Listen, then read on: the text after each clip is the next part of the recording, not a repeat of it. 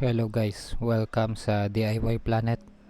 For today's video, tuturo ko sa inyo kung paano mag-calculate ng mag-tuning ng subwoofer box. So gamit natin dito guys ay SketchUp software, then dito kailangan din natin ng Excel, tapos kailangan din natin ng etong website na to na the12volt.com. So yan guys, punta lang kayo dito. Tapos pinutin nyo lang tong sub. Ayan. Ayan yung kailangan natin. So ang first step guys, alamin muna natin yung dimension ng box. For example guys, so yan. Ayan yung dimension nya guys. So 10.03, 8.76 yung height, tas yung width 12.69. So encode natin yun dito guys sa the 12 volt. So ito yung pipiliin natin na area kasi ang box natin ay kundi rectangular, square. So dito tayo mag-input. So una, kuha natin yung width. So yung width nya guys 12.69 inches. Then yung height naman 8.76. Then yung depth naman, ayan guys, 10.03. So sundan nyo lang dito guys yung guide nya. So banda nyo kukunin. Then next guys, yung thickness. So dito guys, gagamit tayo ng tape measure. Ang thickness nito guys ay 0.63. So ayan, lagyan natin 0.63. So bakit 0.63? Dahil yung plywood natin guys ay nabibili namin na plywood sa hardware ay hindi talaga 3/4, substandard siya. So imbis na 0.75, ang nilagay natin na thickness dito ay 0.63. So ayun yung average ayun yung kinuha kong average guys ng thickness ng plywood namin. So nasa inyo guys kung check nyo kung ano yung thickness ng plywood nyo bago nyo encode dito. Tapos ito guys, bali ganito siya guys, no? So ayun yung pagkuha guys ng internal volume. So click equal. So ayun na guys, ayun yung pinaka internal volume nya. So ito guys yung espasyo sa loob. Ayun guys, dito pa lang yan guys, wala pa yung port. So mamaya ko-compute natin yung port guys. Kasi ang sinukat lang natin kasi guys yung thickness lang. So mamaya na yung port guys. Bali nakuha na natin yung internal volume. So make sure encode natin dito guys sa Excel natin para hindi natin makalimutan. So ayan guys, paste lang natin dyan. Ayan, copy natin, tapos paste natin dito. So ayan guys, 0.43. So next guys, yung port. So pagkatapos na ito guys, sa port naman tayo. So ito na yon. So dito guys, slot port tayo. So dalawang klase yan guys, ito yung round port, ito yung mga air tube na bilog. So dahil ganito tayo guys, L-ported or vented. So vented talaga yung tawag sa kanya. Yun siya sa slot port. Slot port yan guys, kasi may slot siya. So yan, encode natin yung width. Yung width guys, ito yon. So gamit tayo ng tape measure. So ayan yung lumabas na width. Kung makikita nyo guys, no, dito banda rito 0.7. Ayan guys, 0.7 inches. So encode natin 0.7. So ayan yung lalagay natin guys. Sa height naman guys, from dito, syempre mismong butas, yung height nya guys 7.5. So encode natin dyan. Lagay natin dyan guys yung 7.5.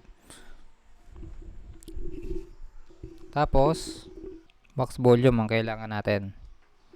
So paano natin makuha yung box volume? So dito napapasok guys yung Excel. So unang-una, So, paano natin mo-compute tong box volume guys? Siyempre, kung di mo lalagyan value yan, hindi natin makuha yung port length.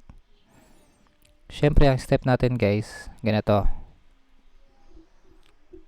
Dito na papasok yung Excel natin. Kaya natin kailangan itong Excel. So, gagawin kasi natin guys, ima-minus natin yung mga ports. Yung kaya ng speaker tsaka yung ports. Ito yung kaya ng speaker. Yan. Ito naman yung support. Kunwari guys, gumawa na tayo ng box. Katulad to, gawa na to. Naglagay na tayo dito ng plywood. So, para mabuo natin yung port. So, kuha natin guys yung volume nya. Kasi ma-minus natin to guys. Ito guys, kain yan sa loob. Ayan yung tatlo na yan guys. Kumbaga minus siya guys sa box volume. So, makuha natin yung, kailan makuha yan, yung total volume, yung tatlo na yan. So, kasama na rin guys yung speaker. So, kasi meron dito sa likod, pag nagsalpa ka ng speaker na ganyan, merong kain yan. Merong kain dun sa magnet. Ayan, merong kain sa magnet yan. So, guys, estimate na lang natin guys mamaya. Since kailangan kasi natin dyan yung TS parameter. Pero pwede naman estimate guys. Meron naman tayong guide. For example guys, itong port 1, kunin natin yung volume. So 0.02 no. Ayan, for example port 1 yan. So yan, nilagay natin, in-encode na natin 0.02. Tapos itong port 2, 0.03. Ayan no. So ayun kagandahan sa SketchUp guys.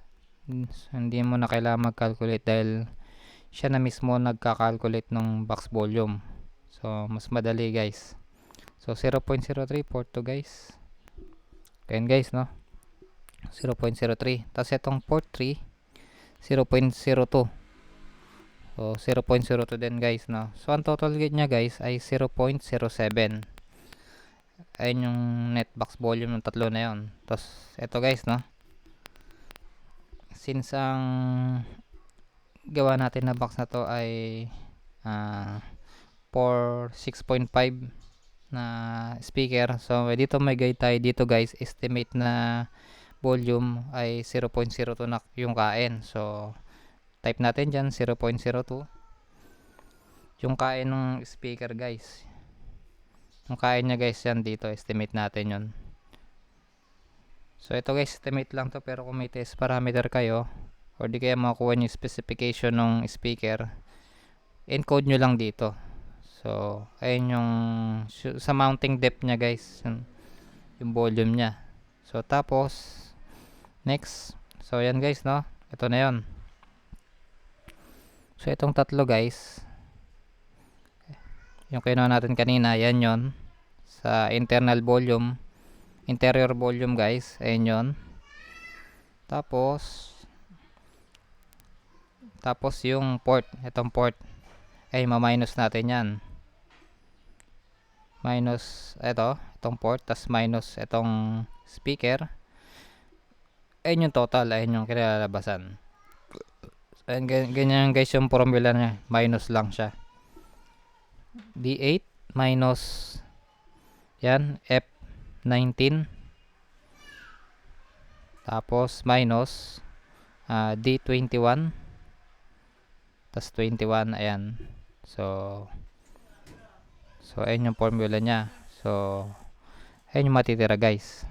So from 0.43, 0.34 na lang. So yan na lang yung net volume nya. So ayun yung kailangan natin.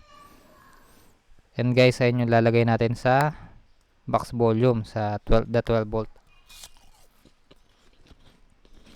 So ayan guys, sabi ko kanina sample, wala yung mga yan, no. Ayun yung compute natin. Tapos nagkaroon ng ganyan ng port, syempre minus natin yan kasi may kain siya sa loob. So yan so hindi siya parte ng hangin. So pagdadaanan kasi siya ng hangin, ayun, pag ganun siya, pag humangin sa subwoofer doon. So yan guys. So ganito guys, no, next step naman kung paano nyo ito, no. So kasi guys, yung nagawa ko na to, naka 40 Hz na to. So next video guys, tuturo ko sa inyo kung paano mag-customize ng subwoofer na nakatono. Pero dito sa video na to, ang papakita ko lang sa inyo kung paano tayo nagtono at nag-calculate ng tuning sa box sa gawa natin. So eto guys, encode natin 40 Hz. So yun yung target natin guys, yung 40 Hz. So ang kailangan na port length 23. So ganyan dapat yung port natin, 23. So ganito lang yan guys, no, para malaman natin kung gaano kahaba yung port. 23 daw yung length guys, no. Dapat 23 yung length ng port. So ito, ibahin lang natin to, yung encode na yung specs natin. So sa 40 Hz tuning, ang kailangan na port ay 23. So kailangan sundin natin yung 23 na port, 23 na haba. So ganito guys ang gagawin, no. Yan. Tingnan natin kung anong haba nyan guys. So yan, ganyan lang. So kailangan to guys 23 yung kinalalabasan nito para makuha natin yung 40 Hz na tuning. So ganito guys, i-add lang natin yan guys. I-add lang natin yan, no. 8.7 inches plus 10.03 plus 9.07 equals 27. So 27 medyo sobra-sobra guys. So kailangan 23 lang para sa 40 Hz. Paano guys? So babawasan natin to. Babawasan natin yan. Babawasan natin ng minus 23. So 4.8 inches.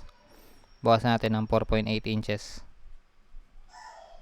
Pagbawas guys, click nyo lang yung etong icon na yan. Tapos i-push nyo. So type nyo lang 4.8. 4.8 inches. Yan. 4.8 plus enter.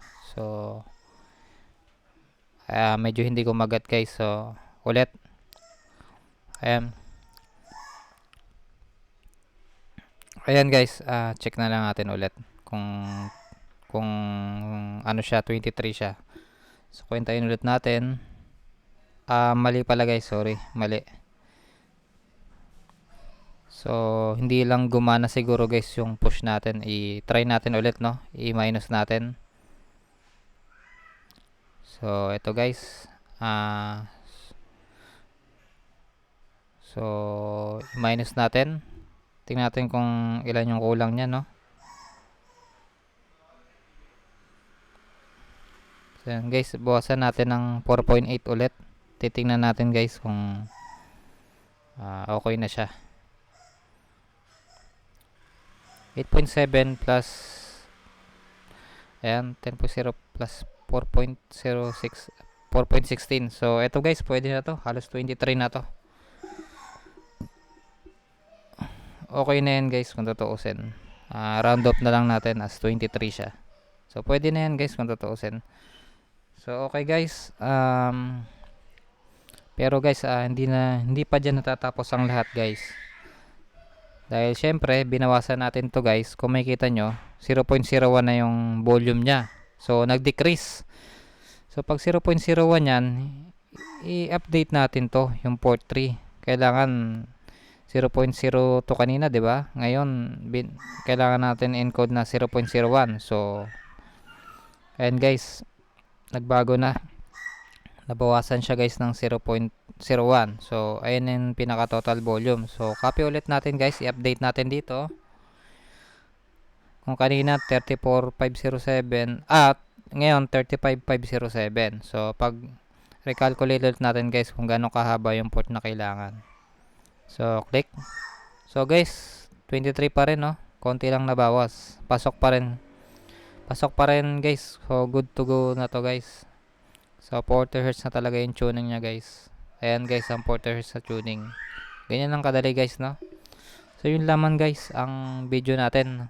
Dito na nagtatapos. So ilagay ko na sa description guys itong mga kailangan natin, no. Itong Excel para magamit nyo guys. May formula na yan. Tapos itong guys, yung sa SketchUp nga pala, no. Sa SketchUp guys, meron naman libre, no, na Meron tayong libre na SketchUp. Punta lang kayo sa website ng SketchUp. Then, ayan, punta lang kayo dito. Then, para magamit kayo ng SketchUp guys, so gamitin nyo lang guys yung free version, yung website version, no? And guys, free, so ayun lalabas guys. Maglalagin kayo guys. Since nakalagin na ako, ito na yung lalabas. So pwede naman dito guys, libre lang naman, no? Gusto nyo mag-create ng mga, gusto nyo mag 3D modeling ng mga subwoofer box, so libre lang yan guys, walang bayad yan. So ang gamit ko kasi guys, Super Base, pero dito pareho lang naman yan guys, yung sa browser, tsaka libre lang naman. So yun lamang guys, dito na nagtatapos ang video natin. So I hope may natutunan kayo sa episode na to, and don't forget to like, share, and subscribe na rin sa ating YouTube channel, at marami pa tayong ibabahagi, especially sa gusto magnegosyo dyan, at iba pang DIY tutorial guys. Maraming salamat guys, and see you on next video.